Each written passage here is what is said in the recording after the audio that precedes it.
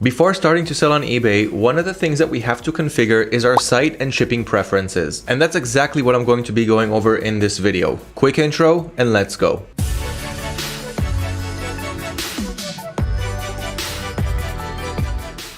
Okay, so here's how to set up our eBay site and shipping preferences.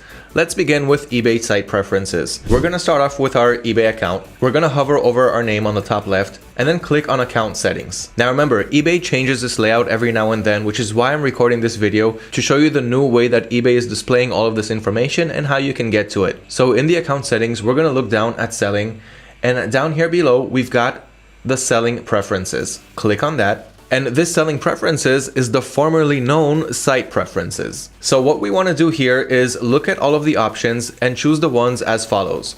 For automating feedback, you don't have to have this feature enabled because AutoDS can also automate the feedback for you. So you can leave that as is. And the first thing that we want to touch here is the return preferences. So on the right side, click on edit. And here we are creating return rules. And the reason that you want to do this is because if you don't do it, then when a buyer opens up a return and eBay sees that the item is under its return policy window, for example, if you gave your buyer a 30-day return window and the buyer opened a return request after 15 days, eBay sees that the buyer is eligible for a return according to your business policies, and they will automatically accept the return and most likely not even give you a chance to upload your own return label, which will set you back a few bucks, and that is really not needed, especially when your supplier is giving you free returns. And so to avoid all of this from happening, all that you need to do is scroll down on this screen and turn on the RMA number. Once you have it on, or the checkbox checked in, then you're telling eBay, give me the option to add an RMA, which stands for return authorization number, which is your own return label, to each return label. So once you have this option enabled,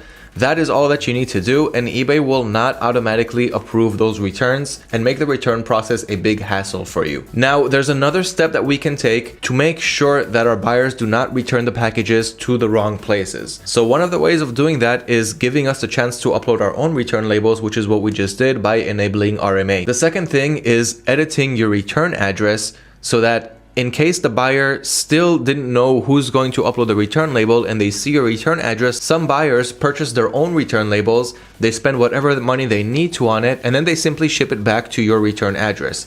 Let me show you what that looks like. On the left side, I'm going to click on personal info, and then I'll click on addresses. Here we've got all of the addresses, including our registration address, shipping address, ship from, and return address, which is what we want to talk about right here. So on return address on the right side, we're going to click on edit, sign into your account if you need to. And here you can see your return address. So what you want to do here is create a return address.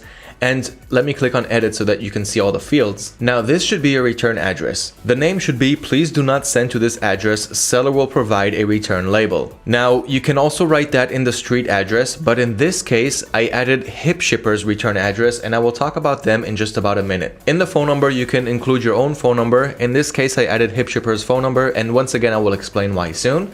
So the main thing is in the addresses, you want to write down, do not send to this address. So if the buyer even thinks about returning it to your return address, they will see this message and they will wait for you to upload a return label, which you will be eligible to do once you enable those RMA options that I just showed you. So that's regarding the addresses and how to set the return preferences on your selling preferences. Next, we're going to scroll down to multi-quantity listings, and here where it says listings stay active when you're out of stock, we want to make sure that that is enabled. And the reason for that is once a product goes out of stock on your supplier's website, and then AutoDS will also bring it out of stock on your eBay store, then eBay can simply delete all of the listings history. So if you sold this product a few times and it goes out of stock, eBay will simply delete its selling history and you will start again from 0 sales. And this is not something that you want when you're dropshipping on eBay.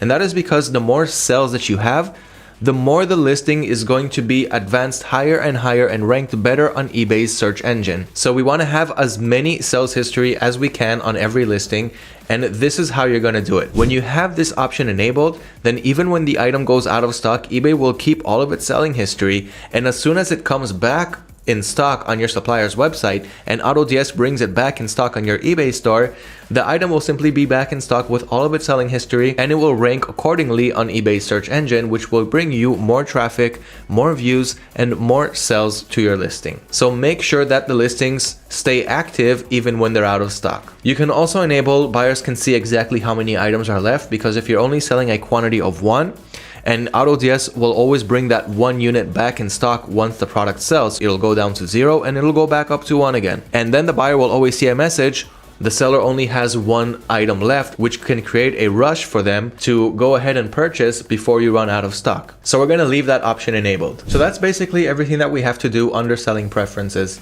Now let's go ahead and click on shipping preferences on the left side. Here we've got eBay's global shipping program, and this is why I also wanted to talk about HipShipper, which is the alternative to this. But before we talk about them, what are we talking about in the first place? So with this option, we're going to enable worldwide shipping, which means we're not only going to target the US audience, but anyone around the world that our suppliers can ship to. We're also going to target those countries and make sure that they also see our listings, which will once again bring us more traffic and more sales, which ultimately means more profit for our dropshipping business. Now, in order to enable worldwide shipping, we have two options for that.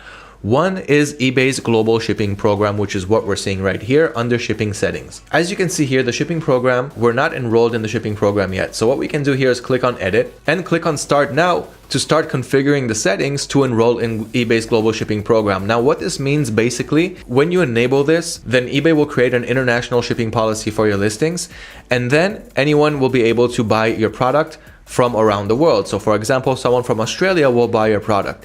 And now instead of you purchasing the product from your supplier's website and shipping it directly to your buyer in Australia, you're going to ship it to eBay's warehouse in the US, their GSP warehouse, and from there, they're going to ship it to your buyer. That's how it works with eBay's GSP program. And you have a similar option using HipShipper. So HipShipper is a different company that does the same thing as eBay's GSP program. And in many cases, their shipping prices can also be cheaper than eBay's GSP. So the way it works here is once you get an order, you pretty much do the same thing as eBay's GSP. You send the order to HipShipper's warehouse, and from there, HipShipper will send it to your buyer. The process is pretty much automated, and it doesn't cost any money to enroll in HipShipper's international shipping program.